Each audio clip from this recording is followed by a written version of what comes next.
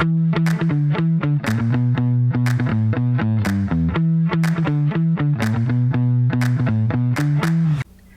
gente! Boa noite agora com o microfone ligado. Muito obrigada pela oportunidade de estar aqui partilhando com vocês mais uma vez. Eu sou uma mulher branca, de cabelos compridos e escuros. Eu estou usando uma camiseta preta e um batom de domingo. E hoje eu estou aqui falando com vocês da Europa, estou falando online, e isso virou uma realidade muito mais acessível por causa da pandemia, né? O trabalho remoto se tornou o principal regime de trabalho nas empresas de tecnologia, especialmente no primeiro ano. Mas quando as lideranças dessas empresas decidiram que a gente ia trabalhar em casa, não levaram em consideração a diversidade de casas que a gente tem no Brasil, né? E a gente tem vários recortes que vão determinar como é que foi essa experiência de trabalhar de casa. Na perspectiva de gênero, as mulheres foram as mais prejudicadas, porque além da sobrecarga com o acúmulo de funções domésticas e como cuidadoras, as mulheres também sofreram mais esgotamento, mais demissões, mais dificuldade de voltar para o mercado de trabalho, menos promoções, né? Mas eu também presenciei empresas mandando chips de celular para casa das pessoas porque elas não tinham Wi-Fi para trabalhar de casa. E várias outras questões que são determinantes para a gente ter um ambiente de trabalho adequado, né?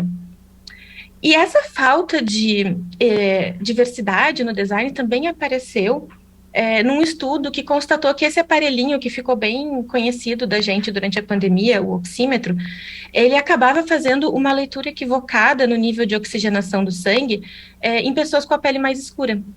Isso, no final das contas, fez com que, nos Estados Unidos, algumas pessoas tivessem o seu direito ao tratamento hospitalar negado durante a pandemia, porque não tinha vaga para todo mundo. E aí você só seria admitido nos hospitais se você tivesse um determinado percentual de oxigenação no sangue. Mas isso já vem acontecendo desde antes da pandemia, né? Então, por exemplo, aplicações de reconhecimento por voz, as inteligências artificiais, são mais sensíveis à voz masculina e elas não reconhecem, às vezes, a frequência de voz feminina. E, bom, por que isso é um problema, né? A gente pode, então, ter riscos de saúde e a gente pode acabar restringindo ou dificultando o uso de alguma solução que a gente está criando ou gerando uma experiência frustrante.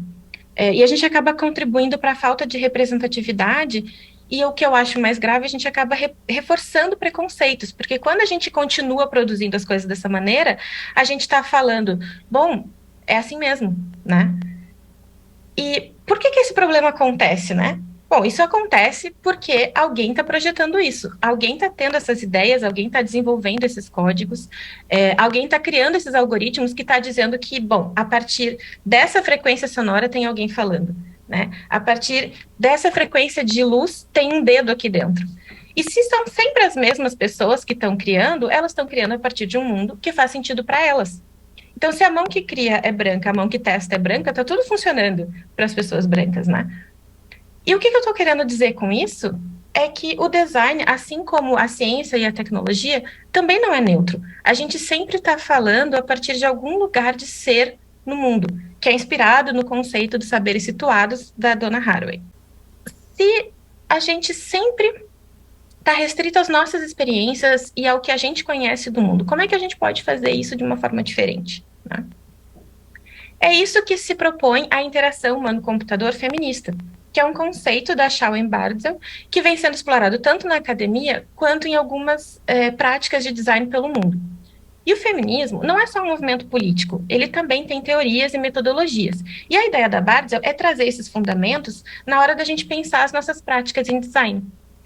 Então, o design e o feminismo acabam se encontrando nas suas capacidades de intervenção no cotidiano, porque ambos são disciplinas práticas. Então, é a partir disso que a gente consegue articular algumas qualidades dessa agenda feminista dentro do nosso fazer do design.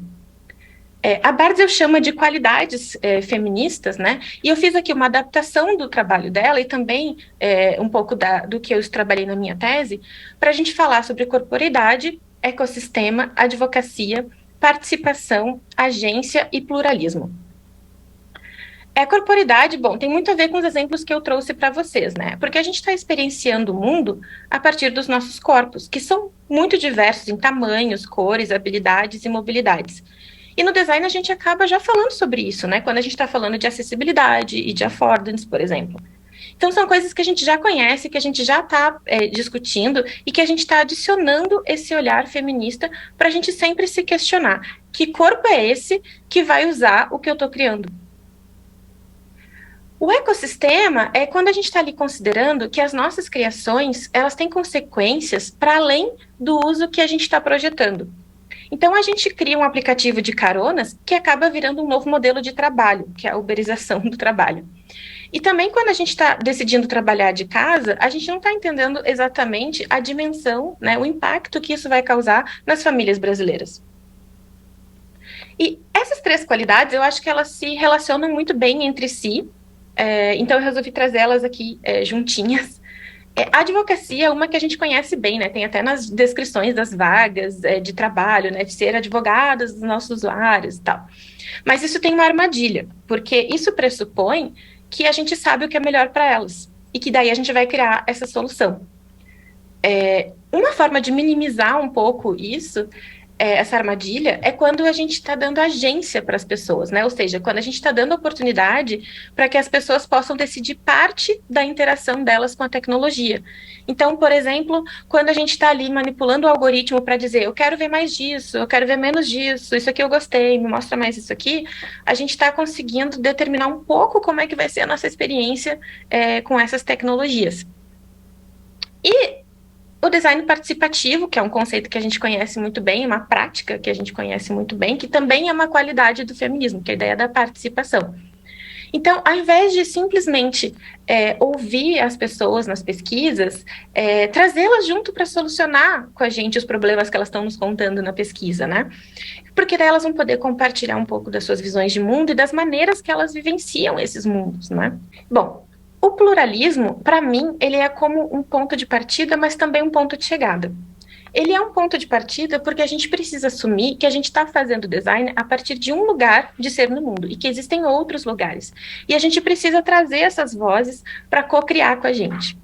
Mas ele também é um ponto de chegada, porque a gente não está criando uma solução universal que vai servir para todo mundo. A gente está sempre criando soluções para algumas pessoas que vão se identificar com aquilo, que vão ter as suas necessidades atendidas. Mas as pessoas, elas trazem as suas bagagens e cada uma vai ter uma experiência singular ao interagir com isso que a gente está criando. Por isso que a gente também fala que a gente está fazendo design para a experiência, né? A gente não tem como projetar a experiência de todo mundo. Então, o que eu queria trazer hoje para vocês é esse convite, um convite a essa curiosidade crítica, que se questiona: será que vai ser assim para todo mundo? Será que vai funcionar para todo tom de pele? Será que todo mundo tem Wi-Fi em casa?